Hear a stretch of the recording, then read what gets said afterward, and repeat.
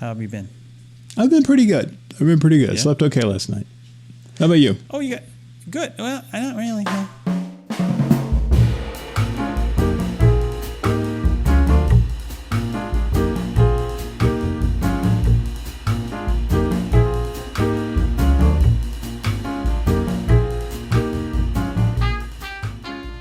I went to bed at a decent time, but I didn't actually fall asleep at a decent time. Oh, yeah. Yeah, I get those nights. You know, It's like, and yeah, then I'm in bed at X time, and then I actually fell asleep at X plus 1 hour, half an hour, something like that. Yeah, no good. Did you hear a little tone? Could you hear a tone? Like just now? A couple seconds ago. I don't think so. Maybe it's just in my head. That wouldn't be surprising Could be. given the amount of sleep that I had. And then I woke up. It was one of those nights where I woke up at. Well, I didn't know what time it was. I woke up and I was like, no, gosh, it's not time already. One of the dogs must have stirred or something, and I thought I needed to get up. And I'm like, I need to sleep more sleep. I need more sleep. So I look at my phone and it says 3:30. That's such a good feeling. It is, but it isn't, because I was also sort of awake. Oh, like you had started your sort of process of coming out of sleep, and you're like, whoops. Yeah. I'm like, okay, I'm happy that I get to go back to sleep, but will I be able to go back to sleep? And I was able to go back to sleep. And then at some point I woke up again, and I was kind of, and I think Luna was having a dream, because she was like in her crate, and she was she goes in on her own now, which is weird, because for the longest time, she stopped sleeping in it. The one that I pile stuff up on top of. Right, and then she went in, so she's been going in, which is weird, which is great, because then I have actually room at my feet. And then Sophie attends to then cycle between being at the bottom and being at the top, because she can't decide. And then, so I heard Luna whimpering, like, that whole thing. Yeah. And Sophie, beelines for the crate, like, what's wrong? Mm-hmm. And I was like, don't wake her up. Let her just sleep, because Luna she's like those people. I don't know if you're one of those people who if someone wakes you up, there's a chance you can get punched in the face. Yeah. Or it's sort of this startle awake. Yeah, that's how Luna can be sometimes. And I'm like, please do not get yourself attacked here at 3 a.m. Right. You're going to wake up Michelle. And so, didn't happen. She came back into bed, but then I had just fallen back asleep again, and I didn't look at my clock this time, so I don't really know what time it was. And Michelle's alarm goes off. I'm like, what the heck? Because I have my alarm set, but it's to get up, kind of a little bit before Henry, just in case the dogs don't wake me up. Right. And her alarm's like, what is happening? And it was 6:15, which is fine, because I would have been up 20 minutes later or so. But you're like, you feel cheated out of those 20 minutes. Yeah. Yeah. You're convinced 20 that minutes those is would have nice made all the difference. Well, yeah, because a 20-minute nap actually can make a difference. That's true. And so you're like, but tacking it on the end of 7 or 8 hours doesn't really. Yeah, although I don't know if I got 7, 8, or 8 hours. So I certainly didn't actually. So she decided she's going to go walk with a friend, and I'm like, oh my god, okay, fine. So she was up, I'm up, and that was that, and it was fine because I got stuff done, whatever. But then cut to about 4 hours, and I can tell this story now. Well, because no one can stop me, and also because it has resolved. But Michelle got back, and she discovers that she doesn't have her license. Oh, and she went with her, or it's no expired idea. or something. No. She doesn't have her license with her. Doesn't know where it is. She doesn't know where her physical license is, right? And so she had gone and met up with a friend at one of the Disney resorts, and they had breakfast, and then they did a walk thing. Cool. And but she doesn't know where her license is, right? So I'm like, okay, well, let me check. Let's check your pockets again, and then I helped check her car to see if it maybe had gone. She had checked it all already, but then I double checked, and then couldn't find it anywhere. So I said, well, you better take your pass. If you're going to go back to the resort, because she called down there, and the front desk said, well, they just put her in through lost and found. And I said, if you get stuck in the lost and found system, Yeah. it's a really good, efficient system, but it takes a couple of days before you can actually retrieve the thing. And so she's supposed to go to the DMV with Alex, though, tomorrow. Because Alex, even though he's 19, has put off getting his driver's license for forever. Yeah, and he apparently. he goes back to Washington on Saturday. So. And so, in typical Alex fashion, he has waited until the final hour, the 11th hour to do right. So, she's supposed to take him tomorrow, and I said, I don't know if you're going to be able to take him if you don't have a license. Yeah, because they'll know that one of you guys drove without a license. You know what I mean? So, and we got to talk about that thing, the driving thing too. So she goes back. I said, you should go down there anyway. She's like, I called them. They put me through Lost and Found. I said, you can't wait for Lost and Found. And chances are, if you lost it somewhere while you were walking, or maybe when you got out of the car, it's still there, possibly. Yeah. So just true. just trace your walk, but take your passport with you to get in to the property. So she did that, and then I got a text message from her just a little bit ago saying that she found that it was turned into the front desk. Oh, cool. They turned it in. So, because that you get that small window of time before it hits the lost and found system. Before they, before the cart comes by and picks up everything. Right, and because they are really good about returning. Like, unless it's something stupid, they're really good about returning stuff that's important. Credit cards, licenses. Yeah. But the problem is it's such a big property that to process lost things from all over it, it's going to take a while.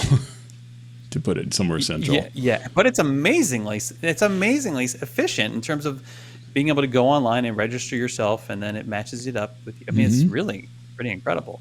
Much better than Universal's process. I don't even want to know what Universal does. Universal's process is so bad that I abandoned it. Like I did, I lost a credit card.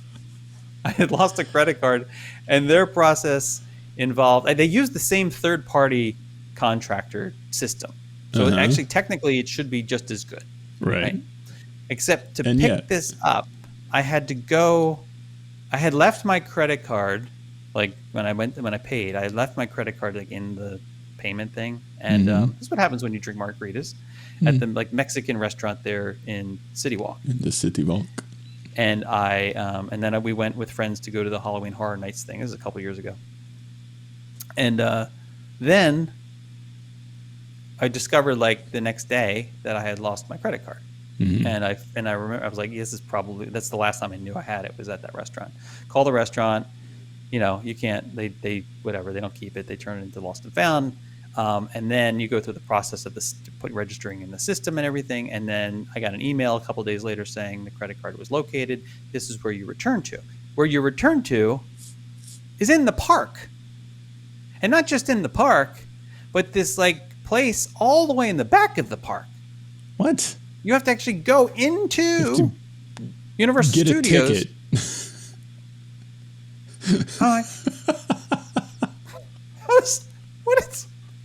What a universul way of doing things. I mean, come on. I mean, I was like, does Bob Chapek work for you? I'm just kidding. Not really. Sorry, not sorry. Yeah, so that was interesting. And I called the credit card company. I said, just issue me a new card, please. Yeah, that's ridiculous. They're going to charge you admissions to their lost and found area to get your credit card back. It's like, you should tell them, hey, you've got my credit card. I can't pay for a ticket. I mean, how am I supposed to get in? All right. So anyway, that was my experience with their lost and found, and Disney's lost and found is much better in terms of getting stuff. Yeah. So she got that, and Alex is hopefully going to be able to do his test tomorrow, whenever it is. But he and I, there's some, I mean, it's been so long since I have done a driving license, I had to do a driving test. I don't even know what they do now. Yeah. And so, and it's kind of a black box. Like, he didn't do any official driving school thing. It was basically the School of Hard Knocks with Dad. And you can imagine what that experience is like. I was trying not to, but he's good. He's good now. So there's certain things where, like, can't really tell online. You can't find it on in an official capacity what is actually tested, which is kind of weird, right? Yeah, it is. Lots of rumor. Like, do they test parallel parking? Do they not? Then he read somewhere that you had to they were doing you had to be able to back into a spot, but you can't use can't use the screens, even though What? backup cameras are now standard. They're actually required in all vehicles manufactured. You can't use them. That doesn't make any sense. Look over your shoulder thing. Because that seems like teaching to a situation that is archaic, way rare. Yeah. Yes, right. So that happened. So okay. Well, you might be driving a snowplow, so you need to be able to do no. Not in Florida though. So I said, okay, well, we got to practice this, dude. It is so hard to back into a lined area without any because you don't want to practice it with cars around. True. Yeah. So it's so hard to figure out where the lines are with just your mirrors. Yeah. And it's very difficult. So then Michelle found out something that up at the place where he's doing the testing, which is up at the, what is it called, West Oak Mall or something like that. Oh, yeah. The mall that time forgot. Oh man. It's depressing mall. Just that they have you can go up there after hours and they have the cones set up. Oh so yeah. you can practice. I'm like, oh really? Yeah, okay, so we go up. So we go yesterday because again we're putting this off to the last minute, and we get up there and sure enough, around the corner from where the DMV is by the J.C. Penney parking lot, which is just looks like where they must have filmed part of Mad Max. Yeah, I was about to say malls in zombie movies aren't as depressing as that mall is. This is weird. We found a little cone area, and it is so wear-worn, man. It is so wear-worn. But interestingly enough, and there's people driving, there's I don't know, 3 or 4 cars driving around practicing. And there was this driving school car. It said 911 driving instructor, driving school or something. Instruction by real police or something like that. Well, it must be off-duty cops who are doing the instruction. So I said, Alex, let's just park here and watch them and see. Yeah, sort of discern what you're gonna need to do. Right, because I figured they're going to be practicing all the things, right? Right. Yeah. Right. And then there were a couple of other cars in the mix that were doing things. There were 2 bays to do the parking thing, and then there was it's just some convoluted area where you're supposed to do the 3-point turn and the parallel park, I guess, or something. Wow. And Marcus, I wish I had videoed this and we had music playing. The music was just so fitting, and it was organized anarchy, watching this. It was like watching 3-year-olds who have never had any instruction in ballet trying to do ballet, right? And riding over curbs, hitting the poles. What? I'm this is, and I said, Alex, we have to wait till they clear out. It's not even safe. There's this other dude in this CRV that's driving around, I guess with a parent or something, and just kind of meandering and getting dangerously close to my parked vehicle. What? Right, There's the whole mall. Why are you driving 2 inches from my car? So finally we did it. And I said, Al, you just need to get in here and show them how it's done. Because he was able to and the spots are tight. And my car is not easy with some of the blind spots it has because it's a sedan, Yeah. But he was able to do all the things. And it's assuming you're going to use that camera. Well, we didn't use the camera. Well, that's what I'm saying. It's designed for you to use the camera, and so you've got things that it's not taking into account. Yeah, absolutely correct. Right, exactly. But he did all right. He did all right, and I think he's supposed to go up to today with Michelle, hence the crisis over the license. Sure. To practice with her car to see which one may be easier, because her car isn't as long, and so that might be beneficial. Something. So yeah. So that was yesterday. We did that yesterday. Fun times. Yeah, and I guess if he doesn't get his this is the other thing. Um, because he got his learner's permit back in, I don't know, 2019? No, 2020. 2020? It's 2020. But 2020 was just before COVID. I don't really remember, Marcus. Time has been strange. Stop pressing me on it. I am sorry about that. He got registered also for, I guess, jury duty, and so he got a letter while he was away for college in Bellingham. He got a letter from, I guess the local district court or whatever, saying that he had he had jury service, and so they were suckers. And I've not even gotten it, and Michelle hasn't gotten a notice. We've been here since 2018. We haven't gotten a notice, and he gets it right off the bat. And I go online and try to find what do you do if you're a college student? You know what you do? You suck it up, because really there's their specific instruction for college students is basically they expect you to serve on a jury, to basically reschedule your jury duty for when you are going to be home. Oh. So they want you to do it 4 years during your break. Yeah. Well, no. That's right, stupid. That's absurd. Right? So, yeah. So I said, okay, here, this is what you're going to do. I don't know. I don't think there's anything illegal about this. I don't know if I can go on the record. That's I'm just going to say always a great way to start. In my opinion. But my suggestion to him, which he may take or not take, was to reschedule his jury duty service for the week between Christmas and New Year's, which is when he'll be back home again. Mm-hmm. And so my theory being that courts should be out of session then. Typically, there's not much going on during that, right? So there's nothing illegal about that. Well, I also suggested that, because Washington State, or at least in Bellingham, it has a different system. I think you can get actually a deferment or something if you're a college student, a full-time college student. Yeah, that's what I was thinking. And so I said, the thing you might want to do is after you get your Florida license, is just get a Washington license. Have your transfer your license to Washington, because he lives there. Yeah. And that way you won't have to deal with this again. Until That's true. Come back to Florida, because otherwise it's ridiculous. You're home for a week or 2 weeks or so. I mean, this was a longer visit because it's a summer visit, but they're not always this long. Last time he came home, it was just for a couple of weeks. That's silly that you could potentially serve on a jury for the period of time that you're home visiting. And God forbid it's some insane. kind of a high-profile murder trial or something that goes on for months. What do you?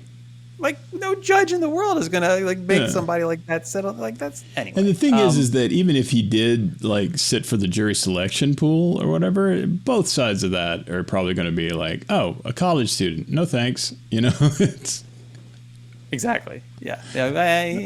Among the jurors that you want, I would imagine college students rank pretty low. Especially white males. I mean, sorry, you're not you have no world experience. You essentially are still on your mom and dad's dime. Notoriously short attention span. Right. Oh my God. I mean, he's going to fall asleep because you're not allowed to have a phone. Right. Well, I don't know what they would do. And what life experience do you have to draw from? Right. To help judge your peer? I get it. Yeah. Anyway, we'll see. Yeah, I've served on a grand total of one jury, and it was a grand jury. And so that was interesting. How long did that go? It was only a week. We heard, God, it was an amazing number of cases. It was 180 something cases. Really? Yeah, because a lot of them are, because, and for anybody who doesn't know what a grand jury does, is we're a jury and the prosecutor brings cases to us to see if there is enough here to go to trial. And we grant them a true bill if there is, and we grant them a no bill if we decide that there is not and they need to be more. Isn't it to move forward with an indictment? typically. Right, which would it would start things off, and that's why we were under a gag order for the next 6 months about what we talked about in there, because they don't want the people who might be subject to some of these investigations knowing that they're about to get nabbed. Right. But some of the, we did a lot of the sort of complicated ones at first, and those would be 10 minutes. And I was like, we got 100 and something of these things to get to. We're going to be here forever. But then after a while, it was we rocketed through a lot of these just sort of. But how do you not hit decision fatigue hard? That seems. We took pretty frequent breaks.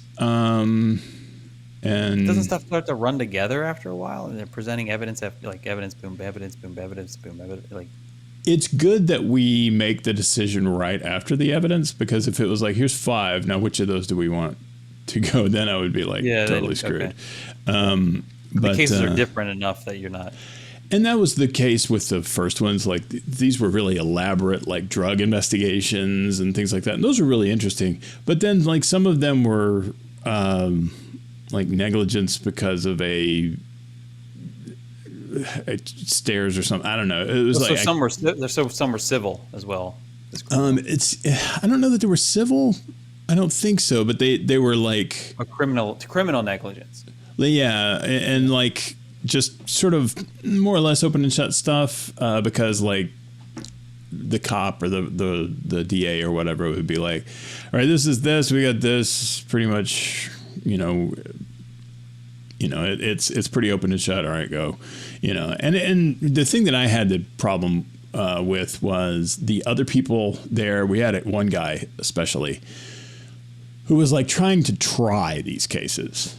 It wasn't about, for that guy, it wasn't about, is there enough evidence to go to trial and start the justice system rolling on this issue. He was trying to judge the probable guilt of the, accused or whatever. He was trying to get some sense from you guys as to whether you would. No, he was just one of the jurors, and he was like, I don't think I don't think he probably meant to do that. So it's we're not talking about that. That's the trial, dude. This is just, is there enough evidence? The guy saw him hit the other guy in the bar. That's enough evidence. Go to trial.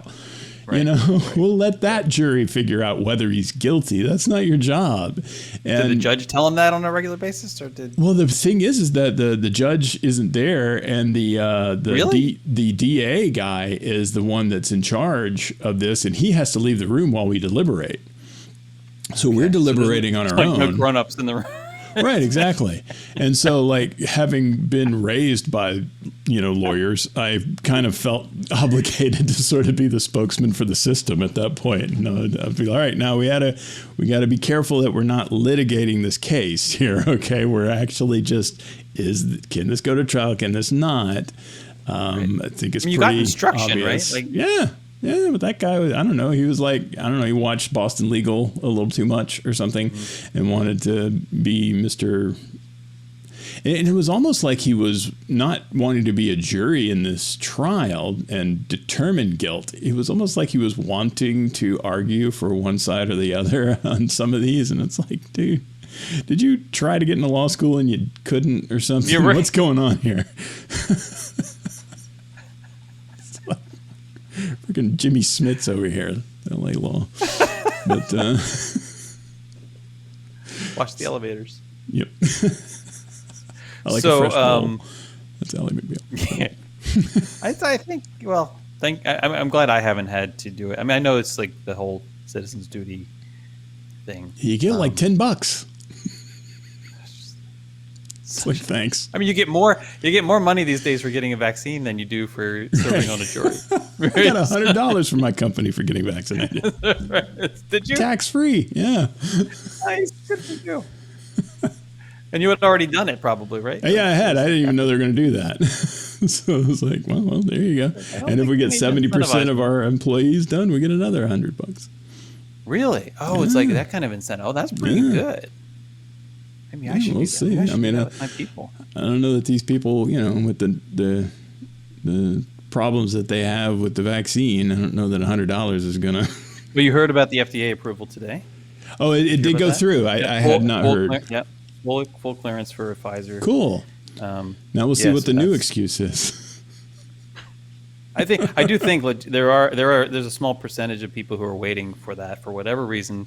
Yeah, I mean, I like it because they're not epidemiologists, right? These are people who they don't know that, but we know that. They don't really. I mean, do you really know the science that much to know? They do not. In an emergency approval, there's these things that they consider, but in the full approval, there's these things that they consider. And so I will wait until the full approval happens. Okay. Yeah. It's like the ones that are still saying it's experimental. No, it's not. I mean, mRNA vaccines have been around for a decade. Depends on how you define it. Like, this is a tweaked technically vaccine. I mean, I think we've talked about this before, but I think it's worth. I think this is worth exploring again. And I'm trying to find the little list here, like in science, that you have like theories, you have hypotheses, you have like the method. But there's the different categories of science based on like where they are in the stage of essentially like acceptance by the scientific community. Mm-hmm. And I don't know whether it's like theory versus fundamental, something like that. Let's see. I'm Google searching science stages theory versus fundamental. Like I talk like pig Latin when I'm trying to search for things. Well, that's the problem is that everybody tries to use the colloquial definition of theory. Like it's just something I figure might be the reason, but that's not what a scientific theory is. That's a hypothesis.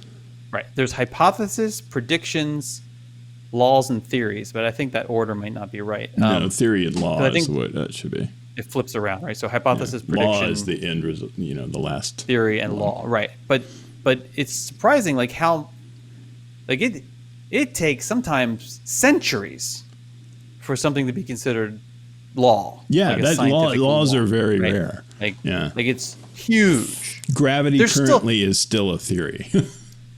Right. Okay. So when we talk about things being experimental in science, like understanding how gravity works, like applying something to the theory of gravity and expecting some certain outcome from it, is still largely experimental. When we send people to space, right, it's still that's been my point.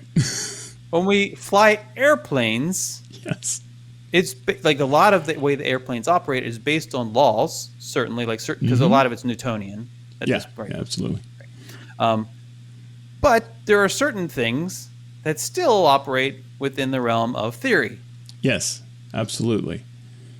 And I am more than happy to put my faith behind those things. We do put our faith. That's when we get in our vehicles, like step you my take, car. Yes. Every breath you take, every cake you bake. Like, let's get Sting in here. When I get in my vehicle, there are systems that I am counting on working. That unless, and I don't care how much of a grease monkey you are, like unless you are like schooled in the computer systems and the engineering of those systems, like even like well experienced, like highly experienced mechanics don't even understand the ins and outs of some of those systems, right? They couldn't sit down and code it. Right. So, but we all rely upon those things to work properly every time we get in a vehicle. Yeah. I mean, even down to like metallurgy and stuff like that. Like you are putting your faith behind the quality of the metal that your friggin' car is made out of, and it's not going to get brittle and smash, into pieces when you hit the brakes. And I can guarantee you that those things, all of which can't hit the road unless they have governmental like stamps of approval in this country, right? All of those things have undergone less testing, yes, than these vaccines. Absolutely. Right? So, so this isn't. I don't have have less of a problem with people who just are. I mean, I don't agree with it. We talked about this before. Like, I don't agree with the whole anti-vaccine thing, but people who are just generally anti-vaccine, I actually feel like they have more. Their arguments carry more water than the people who are like, well, anti this vaccine. right? Like, so, like, I don't. A scientific method is scientific method. Like, right. Peer review is peer review. Like, so happy news. It has full approval. So for the 7 of you who are waiting, COVID is over now. Yay. Well, don't say that. I wish. Lord. I mean, I these mixed nuts that I'm eating from time to time. Who knows what those are doing to me. Yeah, no kidding. I went to Boma last night, which was delicious. But you don't want to get a vaccine. You went to Boma. I went to Boma. And I didn't get an invitation to Boma. Was my phone off? It was supposed to be like an early birthday thing for my mom, and Michelle's birthday's coming up, and so but then she didn't. It was a whole thing. Anyway, how is it? Is it back? Is all of its former glory restored? Yeah, they've changed a few things. I think it's actually improved. In some ways, that's good. There's like what was nice, and this is a reason maybe to go soon, is that they're still doing a lot of physical distancing. And this is they're kind of like being treated as the guinea pigs for the return of buffets. Right. Okay. Yeah. And so there's lots of managers around. There's hand sanitizing stations everywhere. I did have to like teach the family that I said, look, you want to gel your hands, like sanitize your hands before you go to the buffet. And you want to sanitize your hands when you get back from the buffet. Because you always have to, the way this works is you have to see yourself as potentially being the hazard. You have to view yourself as being the potential vector for a virus, right? Or just like dysentery. Right. And or just a bad attitude. Yeah. So you want to clean your hands before you go to the buffet. That way you're touching the handles, you're touching the tongs and those sorts of things. Right, sure. And then when you get back, before you sit down and begin eating, you want to clean your hands again. Yeah, you flip it to where the outside world is now the bad guy. Correct. Right. And they got on board with it. And as I'm watching Henry like lick his fingers with barbecue sauce on his fingers. Like, see, this is why. You sanitize your hands when you get back. I thought that was tasty too. It was like, sanitized barbecue sauce. Weird. But they're meeting food there. It's not like they put the list of ingredients out. I mean, you can ask them, does this contain such and such or whatever? But I don't know where this particular thing was sourced. I don't know what fertilizer was used on the crops that, I don't know who's been handling this. I don't know whether it was irradiated or not on its way. Like, I don't know all of these things, but I'm eating it. Right. Yeah. Okay, I was wondering where you were going with that, but yeah, I get you. Like, come on. We don't know. Like, we're all experimenting all the time. Yes, that's absolutely true. Shooting, like, I have LED light things like that are in my face. LEDs as a light source have not been around for a long time. They're still experimental. I don't know what they're doing to my brain.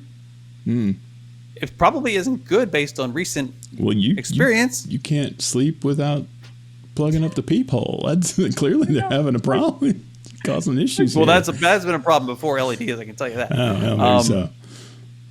And phones. Maybe you're just your aftershave. Who's not using the phone? Right. Yeah. That's what the funny part I always thought about with the really wacky conspiracy people that were thinking there was going to be some like microchip in the vaccine, which I thought was hilarious. So they can track you. It's like, we're not carrying a microphone, high definition camera, constantly connected to the internet device in our pants 24 hours a day. They don't need to track you. You track you all the time. Right. It's ridiculous. I mean, leave aside the fact that how would you power such a thing? But well, I mean, there are there are things that are self-power. I mean, there's things you Well, can there's swallow, right? RFID It's that can be interrogated, and then that sort of beams sort of wireless power to it enough that it is able to give you an ID back, like the chips you put in Yes. dogs and stuff. But I'm talking about if they're the kind of tracking they're talking about is like tracking from space or some crap. It's like nuclear. They like use being able to nuclear look at a energy. map and seeing all the dots, and all the dots are the It's people. fusion powered. That's not. Oh, it's fusion power. Actually, it gets the power. It gets the power from your blood. It steals there you go. energy. Blood powered. Yeah. Blood power. Yeah. Oh no! Little propellers as it moves through your bloodstream. See. Oh, is Donald Pleasance in there too? I mean, that and voyage then is fantastic. and then the question that I always have is like, so what? Like, if they are tracking you, Yeah, what are they getting out of that? Because you're so important. what are you doing? Like, and if like. That's my favorite part. The government really, really wants to know what a plumber from Peoria is doing right What now. have you done, or what do you intend to do? That tracking is so, and have you really exhausted all the other possible points of tracking in your life? Like, Yeah, have you yeah. eliminated kinda- all of it's those other things? Like Occam's razor, living right? off I the mean, land like, somewhere in Montana. why? Why would they want that? I mean, I actually do want to understand. I have tried to read. Like, I read. This has nothing to do with this, but I read Hillbilly Eulogy, and I've read some other stuff that try to understand people who think differently, like in a big way, differently. And I get it. Like, I would say I understand about 75, 80% of it, and I can kind of say, yeah, if I had this experience and that experience, I can understand why that frame of reference leads to this decision. I get so I'm able to kind of separate out from that. Mm-hmm. And because I think a lot of things are just there's just a difference of opinion, on certain things. Some stuff it comes is, down, yeah. Sometimes things are just like there's big. I'm not going to name any issues, but we all know the issues. There's some big issues out there where it's like you're never going to get people to agree on whether this is right or wrong, because fundamentally there's a different just definition of something. Yeah. And, Yeah. Fine, I get it. Like that, it's acceptable to me that there's a certain level of disagreement that you have. It's a democracy, and it is what it is. But it's when you are applying like when you're someone trying to apply laws of logic to a field that's actually fundamentally built on logic, that doesn't actually end up with the result based on logic. Something has there has to be this assumption in there, and then the burden of proof shifts, where it's like, well, prove that it isn't. Prove that somebody isn't tracking it. Well, that's not the way it works. You can't prove a negative, right? Anyway, sorry. I prove you've for the never three been of you to who are still Wendy's. listening. Thank you so thank you so much. Can't prove it. I'm totally no. I'm totally Yeah. But it's like I don't know who originated this saying, but it's totally true. Is that you can't reason someone out of a position that they didn't reason themselves into. Yeah, but I also totally understand the sort of psychological dynamic in play that and this has kind of been shown in studies, that presenting somebody with evidence contrary to their existing position actually makes them more entrenched. Yeah, it's I can't remember what that's called, but it's an effect. I don't know what you do with that. You can't really do anything with it. Because then I say, like, well, what about me? Am I because I have that same, I'm gonna have that same problem, right? So like evidence presented to me that's contrary to my beliefs is also going to affect me similarly, and so you have to, I think, be aware of that all the time. Yeah. And that's a good exercise to get into. Yeah, absolutely. It's very much an exercise. I mean, that's totally right. I mean, there have been some of my viewpoints on things have changed based on evidence and just, good logical arguments. Arguments in their, not like an argument, but like somebody going, well, if this is this, and then this is that, then you see, this, and then I'd be like, oh, no, I totally see that. I'll have to rethink my view on this. And it's, I don't know if it's inherently hard or easy. I know a lot of beliefs are, like I said, not necessarily based entirely on reason. You probably have some form of logic that you are holding on to, but if the roots of your viewpoint or your ideas or whatever are rooted in emotion or something like that, particularly fear, then it's going to be hard based to on a certain get you off of that. Yeah. But I think it's and I don't mean fear in like a pejorative sense, because I think fear also can sometimes imply a weakness or fear is what allowed us to survive being around like saber-tooth tigers and stuff. Yeah, I mean, I think it also mistrust. It's there's this set of experiences and so forth that have led somebody to just kind of not trust a certain people or organizations or information or whatever, right? And I think then it's up to those. I think it's up to those organizations and those people and those groups to then to actually take a look inward and say, okay, how do we own this problem? Like, because what have we done to so many to people are eager to do that too these days. I know, and not say like, oh well, we're not gonna take any responsibility for it. We're just gonna say those people are dumb or conspiracy people or whatever. And I think you have to say like, okay, well, why don't, like, the FDA on this thing should be saying, why don't people trust us, right? Mm-hmm. That's an important thing. I mean, it's important to have that dialogue. Like, why don't people trust the scientific process that applies to this organization or within this organization? And then you have to change the way you communicate, and the way maybe add some additional transparency to things or whatever. Because there are times, where it turns out a couple decades later that's like, oh, they weren't really doing what they said they were doing. Or they weren't, and I think people point to that stuff, and then they say, well, see, this is in our past, and this is why I don't trust this now. And I think, so that does put some of the burden back on, I think, these institutions that, to do some more work in that regard. Don't just expect people to suddenly wake up and say, oh, well, I believe in your process now. Right. But to your point of when somebody is sort of presented with evidence that a viewpoint that they currently hold is incorrect, and how there's a backlash to that I believe there was a study done that was like a brain study, that somebody was presented with evidence specifically refuting something that they knew was a deeply held belief of this person. And they said that the centers of the brain that activate when somebody perceives a physical threat were activated in this sort of ideological threat situation as well. So it did trigger like a fight or flight response. It didn't, their initial response wasn't, I will consider this. It was actually like, I'm being attacked.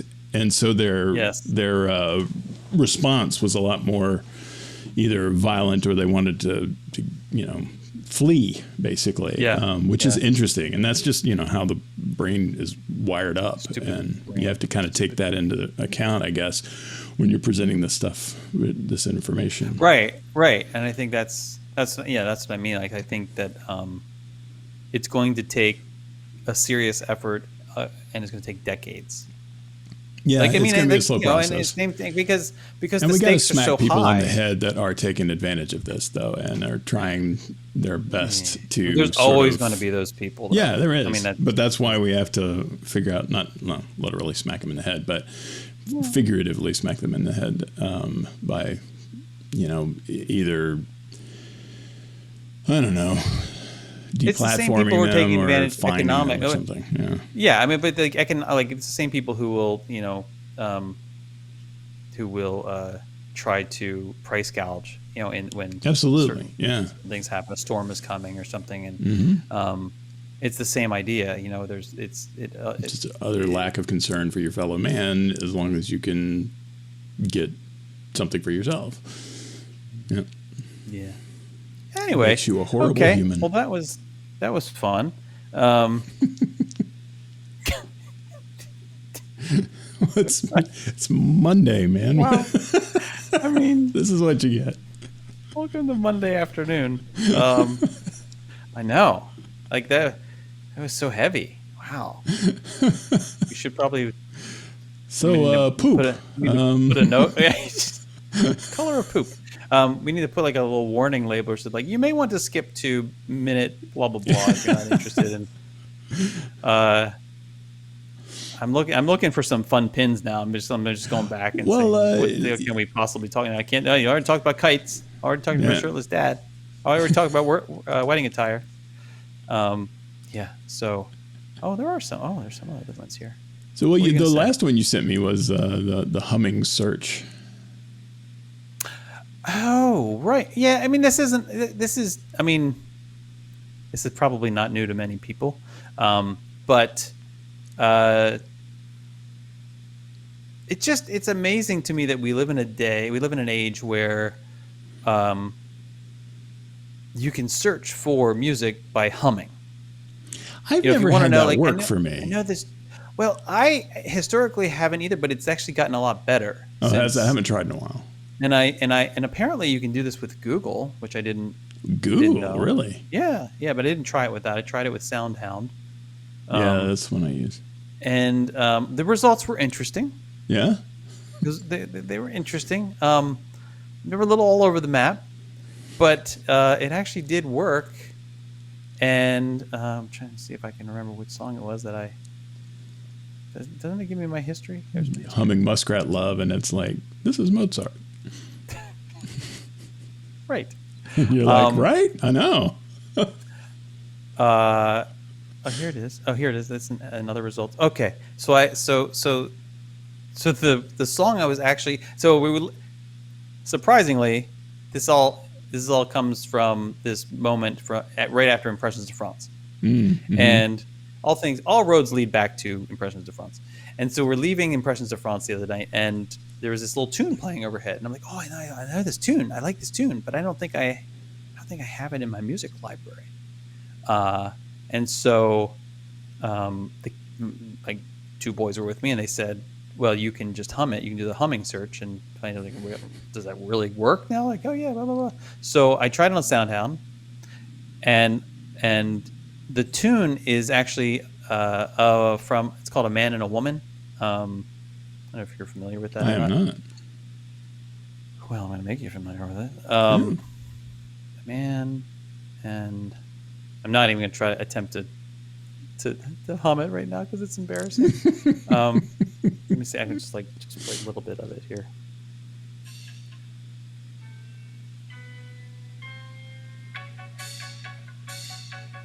Oh, right. Yeah. You know that song? Okay. I remember that, yeah. So that was playing when I came out of Impressions de France. And I was like, I want to do that. So, interestingly, so I hummed that. And so the first result is this. Let's see if I can. Yeah. Hopefully they didn't say anything bad just now. Okay. Because I don't know what that is. So that clearly wasn't it. And I don't know how, how bad was my humming? Right? They and thought it was a different language. There was this. I dig that. This is nice, right? Yeah. But it's not the song. No, it's not. Right? There's another one, La Nueva Rebellion, which definitely not it. There was Spanish songs there. There was a couple Japanese songs. Really? Like, here's this one, for example. Like,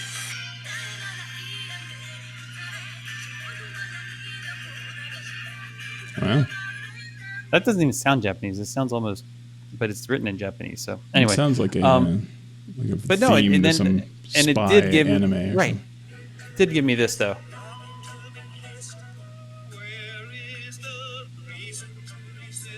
That's the song. Oh, It's just not the version I was looking for. Right. But it gave me the Johnny Mathis song, Johnny which Mathis, I wow. think means that I hum like Johnny Mathis. You're a Johnny Mathis hummer. I'm a Johnny. What kind of hummer are you? I'm a Johnny Mathis hummer. Mm-hmm. That's the kind of hummer I am. That's a short title right there. So I'm going to be doing more of this. But it gave me a flashback to that episode where we talked about like music that gets recommended. Like Yeah, when you yeah, when you yeah. like you search for a song and it gives you this like third party version of this thing. You're like, wait, why? Yes, Or the yeah. greatest hits album version. Um, but what was also interesting is that I noticed that Apple Music now, like I played that song and then I just let it go, and then it can started playing other songs, not from my playlist, not from my like music library, but music that was similar to that one song. Okay. And so then it's just interesting to kind of follow that path Yeah. and see what other songs it thinks are similar. And some are really like spot on, and some are just Now not I even in the wonder, same does genre at it all. continue the algorithm from the similarity of the original song, or is it like play song 2 and then play songs that are similar to song 2 Well, and right, then because the song butterfly 3? effect of that. Right, and then how long until you get to Ozzy Osbourne? That would be, you know what though? There there is there's a PhD paper in there Yeah. somewhere. At least a master's thesis. Definitely. In terms of In a studying number of music different, algorithms yeah. and like 'Cause how you can far do, out, like AI stuff, you can do music theory. There's a lot of ways that you can do that. right? Yeah. Yeah, If so that Alex was doesn't have an idea yet for one of his papers, that what one. he wants to do. Right? Have you chosen your career path yet?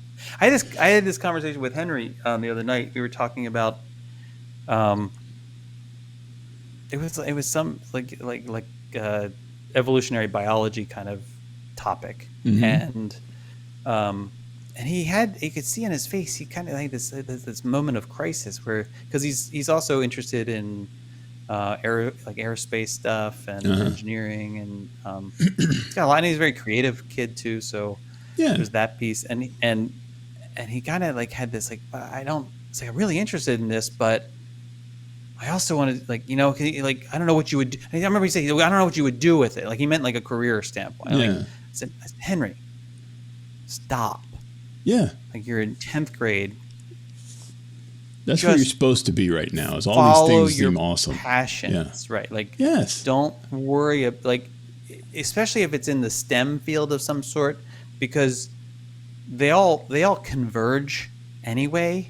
So just keep following your passions and worry about what you're going to do with it later. Like Yeah. when you get into college, you can start thinking about that a little bit. But right now, the most important thing is for you to be actually passionate about stuff, and just trying things on and seeing like, oh, do I like this or do I like that? Yeah. And even in the creative fields, there's the cliche is like, you're going to be flipping pancakes your whole life or whatever if you get these certain degrees or whatever. But the thing is that you can make a living doing, like, I've got a degree in theater, and if I wanted to make a living doing that, I could, because it's down to, are you willing to go where you need to go and do the job that you need to do in order to make that happen? You can do it. I'll guarantee you can do it. You can do it with an art degree. You can do it with a whatever degree that everybody goes, oh, that's, you're going to end up with, being a waitress your whole life or whatever. These degrees, you can make money doing them. The problem is people have these preconceived notions of what they want to do.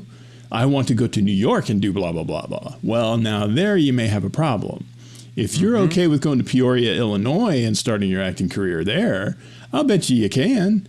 Because heck, I got SAG eligible in a small film in Canton, Mississippi. It's about being and doing what you need to do to make that career happen, and not having this preconceived notion of what that career looks like, and when it doesn't fit that exact notion, considering it to be a failure, or just this preconceived notion of what success looks like. A success as an actor is not millions of dollars and walking the red carpet. Success as an actor is being able to act and not worry about having to have another job to sustain your life. That's a success. And you have to be okay with that. Well, and I think that's a great point, and I wish more people understood that, more young people understood that, because, as I said to Henry, almost like very along similar lines, I said, you can do, like, we live in a, especially in the U.S., like we live in a country where, like, we have this freedom of movement, and you can do anything from a job standpoint. Like, it's just, your lifestyle will be different. You have to accept that, Yes. right? If you're going to do this versus this, like, you will have a different lifestyle. If you decide and you have you have the aptitude to become a doctor, for example, that's going to be very different than doing sculptures, Right. right? Or working for a not-for-profit organization. It doesn't mean that, like, at the sort of pinnacle of your career, you won't be that far apart necessarily. But they're different expectations going in. But you can definitely do the thing that you want to do or love to do. Absolutely. I was at this college in Western Maryland when I was working back when I was working for the senator, and we went to this. We got invited to listen to this lecture at this college one evening, and the lecture was on the drinking habits of ancient Greece, and it was fascinating. I'm sure. And the lecture was really good. And on our drive home, my boss says to me, he says, "Isn't it incredible that we live in a country where somebody can study that and actually like make a living, like writing awesome. about that?" And I'm like, yes, it's incredible. I mean, you're not making Scarlett Johansson money, No. but to bring up a sore point, Yeah. but And I got opinions on that one. well, no, I think we're on the same side. I'm sure we are. Yeah. Because. But did I mention I was in the Screen Actors Guild? Yeah, but I think you don't think you have to put in contracts or Don't contracts. screw my people. And that was just stupid. I mean, that was from a media relations standpoint. That was just What that spokesman came out and actually tried to have a pity party about COVID. It's like, you are Disney. Stop right now. No sympathy, buddy. and I just don't understand why. I mean, the appropriate response to that is, we value our relationship with Miss Johansson. I don't know do they pronounce it Johansson or Johansson? I think it's Johansson. Yeah. I mean, probably. So we value our relationship, our long and successful relationship with Miss Johansson, and we look forward to clearing this matter up. Yes, we are looking into the matter to see if there has been a problem that we overlooked, but we'll see what happens. You could even say while we disagree with the premise of what you're saying, we value this relationship and we look forward to resolving it amicably. Period. Yeah. You don't say anything else. Editorialize this stuff, man. And especially with Scarlett Johansson, who has gotten the shaft more than once in her tenure as a Marvel actor. I mean, there have been plenty of times where, like, all of the men have super duper lines of action figures, including Hawkeye, and she gets railroaded. And it's ridiculous. And what I love are all the people talking about how she's acting greedy. It's like, are you serious? The multi-billion-dollar media empire corporation is not the greedy one here.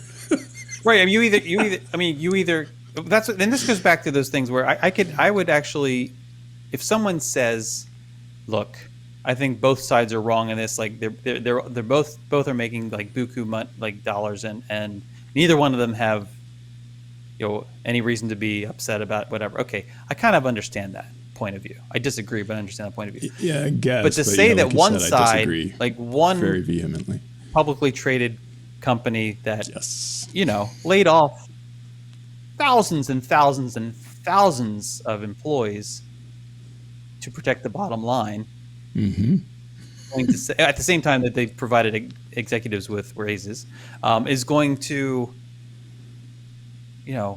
denigrate this person over here who's a single person contract based on her lawyer's interpretation of it. Like, she may end up being it may end up being wrong. They may say, like, the court may say, you know what, you're wrong. Okay, They might. fine, but you can't, like, to bring up all the other stuff. I mean, at this point in the game, it's just a disagreement over a contract. It is not personal. And No, it's not. Greedy. It's just when somebody goes in. I mean, we have contracts for reasons, and when we enter into contracts, it's to control expectations. Period. That's why we do these things. And the contracts also stipulate how these things get resolved. And I know there's some like controversy as to whether she's like mandated by her contract to be in arbitration versus, having a jury trial. And her argument is that, well, my contract was with Marvel, and Marvel is not the one who made this decision to change it, and so therefore that's why. Which has merit. Disney. I mean, yeah. Well, I mean, but it's not for us to decide. No, it's not. But it's like it's not. Nobody's being completely unreasonable here. She's got a case. And that's sort of the beef I have. That's what I said to Michelle. I said, because Michelle was kind of like, well, she read this or that. And I said, Michelle, if she didn't have a case, it would get thrown out. Right. This was what they do. Pre-COVID contract. Nobody had any idea that anybody was going to try to release a first-run movie on a streaming service at the time. That's an unreasonable assumption to make. Correct. But even in general, it's like I hear a lot of people griping about actors' salaries, which I was like, okay, number one, like 1/100th of 1% of us actually make that kind of money. But number two, like even Tom Cruise or Dwayne "The Rock" Johnson, who I believe is the most highly paid actor currently, he deserves to be paid that money because his involvement in that project alone means much more than that monetarily to the company that is employing him. And that is why he is being paid that money, is because he's worth even more money. Yeah, exactly. Is like that. Because if it wasn't, there would be no profit. Right. But the thing is that he's getting paid so much because he's worth even more money. I mean, and like people are like, he should be paid less. You think that the company should screw him over more? I mean, a certain amount of being screwed over is sort of expected because, like you said, there's no profit. If you're paying him exactly what he's worth, then you're a nonprofit organization and the bottom line is zero. But so you have to sort of screw him over a little bit. That's the point. Well, it's like, I mean, but then that's, and there's things that, but for the organization that's paying him, he wouldn't have the opportunity to make the money. Right? It's a symbiotic relationship to a certain extent, and that's why, whether you're an actor or whether you're working in a in a restaurant, like that's the deal, right? Like I can't ply my trade without this restaurant and this kitchen existing and everything. It's the opening scenes of Chef, right? Yeah, And your choice is like, you can do it my way, or you can go do it on your own. Right. And the deal is, and Which so as probably do it on his own, and that's why Dwayne Johnson says, you know what, I'm good with what I'm making, because right, like, but it's based on a contract still. It's not based on like perfect trust. You say, right, yeah, I trust you. We're going to break this all down. But yes, exactly. But that's also the point, right? Is that if Bob from down the street was in Jungle Cruise, who would go see Jungle Cruise? No one. Right. Bob might be actually better than Dwayne Johnson. But you don't know who that is. And, I'm not going to say that nobody's going to go see that. But the amount of money that movie is going to make is much, much smaller than the amount of movie the guy. And that is leaving aside every other aspect of what you get out of Dwayne Johnson being in your project. You get Dwayne Johnson's personality, you get his acting talents, which he's a very talented actor. You get all kinds of stuff out of him. I'm just saying his name on that project is worth probably, most of what he's getting paid is that alone. The rest of it is just bonus. Well, like it's hard. Yeah, it's hard to. You can't really to quantify separate it, right, but I mean, you're when right. you hear I mean, Dwayne Johnson's in that movie, you don't need to reason- see much more to know what you're going to get and to know whether or not you do or do not want to go and see that movie. And this goes way back. So I mean, they there's a deserve reason, what they're getting paid. There's a reason, Abbott and Costello, they were headlined on things. There was a reason Laurel and Hardy had their names all big on the Sure. movie posters. There's a reason, you look at the Road to Morocco and things like that. There's a reason that these guys had, Bob Hope and so with big names on the movie poster because people are attracted to those personalities. Yeah. And there's a reason nobody knows who Yahoo Serious is. Is that a real person? See, and you're my age. I don't even know. You don't remember young Einstein? Oh, I remember Nor that. Yeah, should you. Hold on. Is that really a person? Hold on. Oh, it is a person. Yep. Oh, look at that. From Australia. Huh. Yep. Who? Oh, that is a stage name at least. Well, duh. But I mean, but so their is real The name Rock. isn't. That's true. Yeah. That's true. But yeah, so there's that. Anyway, I think, and I did see. I saw Black Widow, and I saw Jungle Cruise. And, yeah, I haven't seen Jungle Cruise yet. I saw Black both Widow. fine It films. was like, it was okay. It's fine. I know some people didn't like it. The end is, I mean, I the thought it guy, was entertaining. it would be okay if the guy just had a fortress. I mean, we don't have to have a flying, I mean, it got just a little too gonzo at the end. I mean, this this dude is is coming just- from a universe where they floated an entire city though Well, using. yeah, but like Ultron did that. This is just a dude that has some assassins, and even he's got this like, and like the Shield helicarrier is, supposedly not up there all the time. This is where this guy lives. This is like a freaking 24/7 floating fortress. That's for just this dude that has assassins. See, How is he making that much money? what you couldn't see is the refueling planes that were like regularly running. And somebody going, God, the accountant going, geez, the amount of money we are spending floating this dang thing. Just land. If we would land for an hour a day, we would cut like millions out of our budget. I know. I guess for me, like, no one ever thought, like, wow, can you believe this? Like, Yeah, everybody just for a second, we was just like, pause for a second to appreciate the technology here. everybody just kind of took it in stride. Oh, the big floating building. Yeah, that's. Yeah, look at that. This is weird. Like I don't know that I would have chosen this carpet, but